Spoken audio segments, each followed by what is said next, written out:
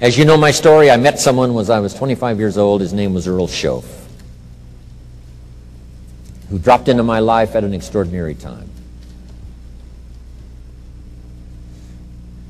So key phrase, timing has a lot to do with it, and who knows, part of the mystery of time, the timing.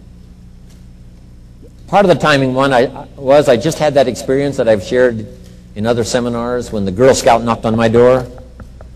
And I walked to the door and she gives me the big pitch on the Girl Scout cookies, best organization in the world for girls. Got several flavors, time to buy the cookies, only $2. And with a big smile, she very politely asked me to buy. No problem, I wanted to buy. Big problem, I didn't have $2 in my pocket. And I didn't want to tell her that. So I did what I thought was next best. I lied to her. And I said, hey, look, I've already bought plenty of Girl Scout cookies. We've still got plenty in the house we haven't eaten yet. She said, oh, that's wonderful. Thank you very much. And she leaves. When she leaves, I say to myself, I don't want to live like this anymore. I mean, how low can you get lying to a Girl Scout? I mean, that's low down. I told myself that day, this will never happen to me again. One of those experiences. It's called like life-changing. I said, I'm going to search till I find better opportunities so my pocket won't be empty and the bank account won't be empty and I won't be so far behind on my promises to my family. And it was shortly after that I meet Earl Schoaf, who taught me how to be wealthy, who taught me how to change my life. So who knows what the connection is, right? Someone says when the student is ready, the teacher will appear. You know, I don't know all the mystery of that. But anyway, it seems like some of those things uniquely happen.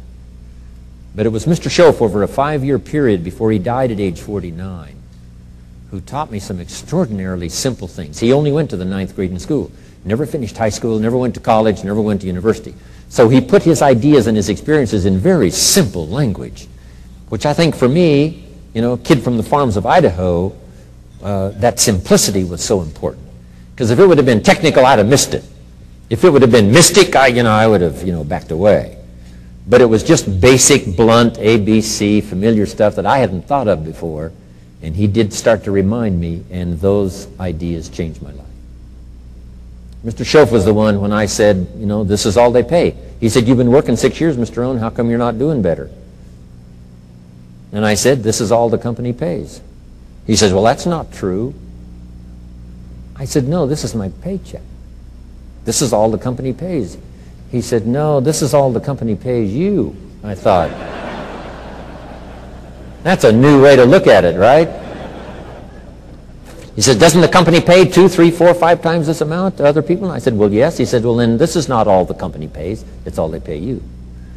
And if you qualified, wouldn't your income grow 2, 3, 4, 5 times? I said, I suppose. So he said, we don't have to work on the company. We have to work on you. See, that was the beginning of what he called the phrase personal development. I told him things cost too much. He said, no, you can't afford them. I thought, well, that's a new concept. I hadn't thought about that. We put some of the valuable things on the high shelf, so you can't get to them until you qualify. If you want the things on the higher shelf, you got to stand on the books you read. Every book you read, you get to stand a little higher so you can get the things on the higher shelf. See, I learned those concepts. It was so incredible. And here was the most important one. Success is something you attract by the person you become. See, that phrase changed my life. Success is something you attract by the person you become. Success is not something you pursue. It's like chasing a butterfly. You can't quite catch it. Success is something you attract by becoming an attractive person. See, those were new concepts to me. I'm just working hard trying to make a living. Here's what he said to me. This changed my life. Profits are better than wages. Nobody taught me that in high school. Nobody taught me that. I went to 1 year of college. Nobody taught me. Profits are better than wages. Wages make you a living. Profits make you a fortune. And how could you work on both a living and a fortune? He said, well, you could start part-time working on your fortune while you're working full-time on your living. I thought, wow. Now, he said, it's fun to get up in the morning. Not just getting up, go to work to pay the rent, but to get up to go to work to make a fortune. First, to make a living for my family. Second, to make a fortune. And he taught me how to make both a living and a fortune. Guess what I did? I learned how to make both a living and a fortune. And I found out anybody could do it once they get the information. And at age 25, I started receiving this extraordinary information.